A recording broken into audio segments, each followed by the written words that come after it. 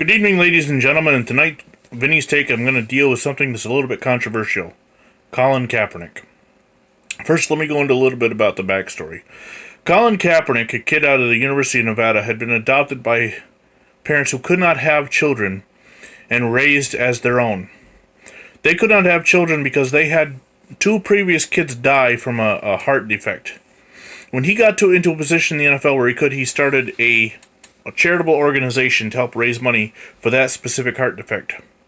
I learned about this when the 49ers went to the Super Bowl in 2012. I read all about it, and I was very impressed with him, and instantly thought that he was a great guy.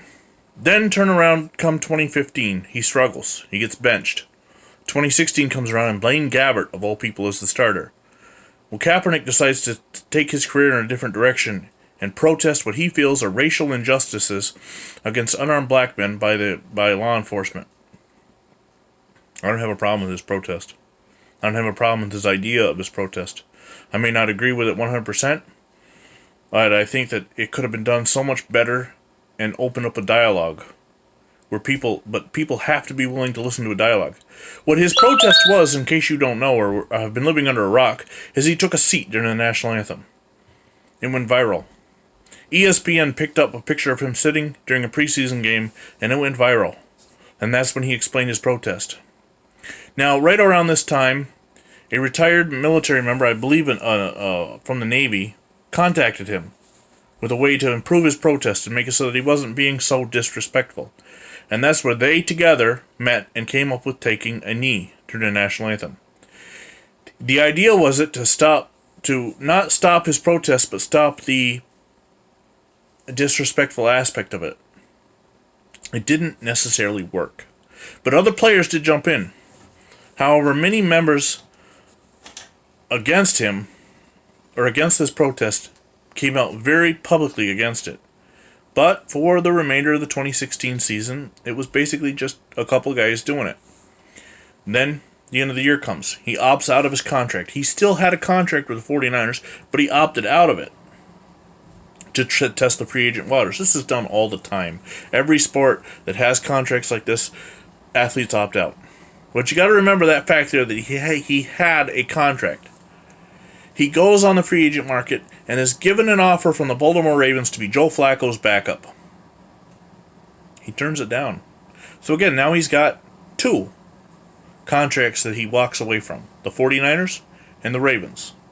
He felt he deserved more money. He felt he deserved to be a starter. And I'm not going to argue semantics on that. I mean, I've never been a starting quarterback in the NFL. So I can't talk about it. He's a Super Bowl quarterback, for Christ's sake. I mean, maybe he does feel that he deserves more money and to be a starter. I don't know. But it also, on the appearance on the surface, appeared that he was using this to further his protest. Himself and Eric Reed, a safety in the NFL, then file a lawsuit against the NFL for collusion to keep him out. Were they colluding? Were the owners colluding? Other people who took a knee were back employed, but Colin Kaepernick and Eric Reed are seen as the ringleaders, so maybe. Not my choice to say. Personally, like I said, I think that he walked away from a couple contracts, so I don't know how, but they won the lawsuit. Now fast forward to today. Eric Reed is employed by the Carolina Panthers. He's doing fine. But fast forward to today. This week, it is announced that they will have a public workout in Atlanta, Georgia on Saturday to test his market. To see if he is still 3 years after he left the NFL, to see if he is still a viable option for teams. And trust me, there is need for quarterbacks with some of these teams. Some teams are struggling to have quality backup quarterbacks. Some maybe even a starter. Some don't have a good quarterback on their roster. So there is a market. And I was fine if him and his agent set this up. But then this is where I have the problem. News comes out that it was the NFL that set it up. The NFL set this meeting up, and 11 teams so far have signed on to go, including my second favorite team, the Atlanta Falcons. Of course, it's in their backyard, so why wouldn't they go?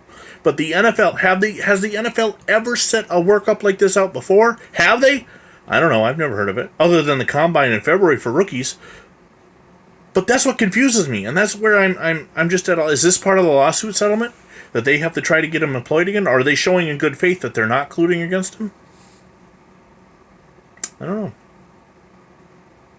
My take on it personally is that he should have been trying harder.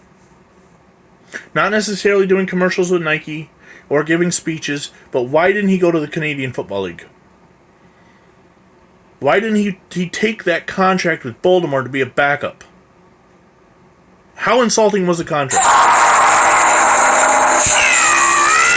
Sorry, my new notification button.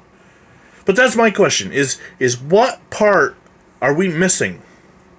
I mean, the protests, they didn't die down. There's still some people doing it, although you just don't hear about it as much.